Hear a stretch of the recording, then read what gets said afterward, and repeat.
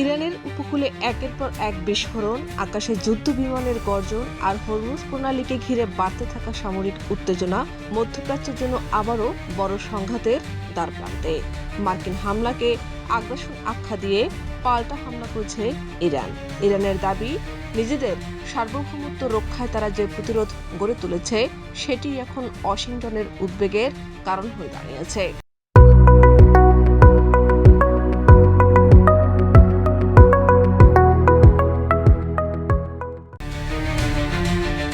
Hormuz প্রণালীতে একটি মার্কিন Apache helicopter ভূপাতিত হওয়ার ঘটনাকে কেন্দ্র করে ইরানের বিরুদ্ধে সামরিক অভিযান শুরু করেছে যুক্তরাষ্ট্র। মার্কিন সেন্ট্রাল কমান্ড জানিয়েছে, 9 জুন দক্ষিণ ইরানের কয়েকটি বিমান প্রতিরক্ষা ব্যবস্থা, রাডার সাইট এবং নিয়ন্ত্রণ কেন্দ্রে নির্ভুল হামলা চালানো হয়েছে।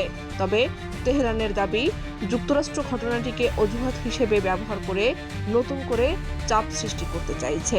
ইরানি সংবাদ মাধ্যমগুলোর ভাষ্য অনুযায়ী, পারস্য উপসাগরীয় উপকূলবর্তী বন্দর আব্বাস, কেশম ও সিরিক এলাকায় বিস্ফোরণের শব্দ শোনা গেছে। স্থানীয় সূত্রগুলো বলছে, হামলায় বেসামরিক অবকাঠামোরও ক্ষতি হয়েছে। মার্কিন হামলার জবাবে ইরানের ইসলামিক রেভলিউশনারি গার্ড কর্পস এবং সেনাবাহিনীর যৌথ পাল্টা অভিযান চালানোর দাবি করেছে। তেহরানের ভাষ্য অনুযায়ী, বাহরাইনে মার্কিন ৫ম নৌবহরের সদর দপ্তর, কুয়েতের আলী আল সালেম বিমান ঘাঁটি এবং জর্ডানে মার্কিন উপস্থিতি সম্পন্ন একটি সামরিক স্থাপনাকে লক্ষ্য করে ড্রোন ও দূরপাল্লার সক্ষমতা ব্যবহার করা হয়েছে। ইরানের পররাষ্ট্রমন্ত্রী আব্বাস আরাকচি বলেছেন, যুদ্ধক্ষেত্রে ব্যর্থ হওয়ার পরও যুক্তরাষ্ট্র আমাদের সংকল্প পরীক্ষা করতে চাইছে।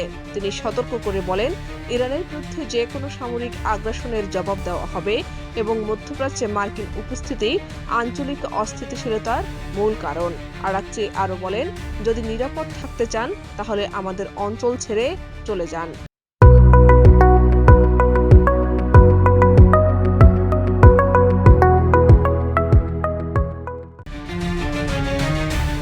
বিশ্লেষকদের মতে, হরমুজ প্রণালীকে ঘিরে যুক্তরাষ্ট্র ইরান উত্তেজনা নতুন মাত্রা পাওয়ায় পুরো পারস্য উপসাগরীয় অঞ্চলে অনিশ্চয়তা আরও বেড়েছে। বিশ্বের জ্বালানি সরবরাহের অন্যতম গুরুত্বপূর্ণ এই নৌপথে বড় সংঘাত ছড়িয়ে পড়লে বৈশ্বিক অর্থনীতি ও তেলের বাজারেও বড় ধরনের প্রভাব পড়তে পারে। শাহনাজ পারভীন, দেশ রূপান্তর।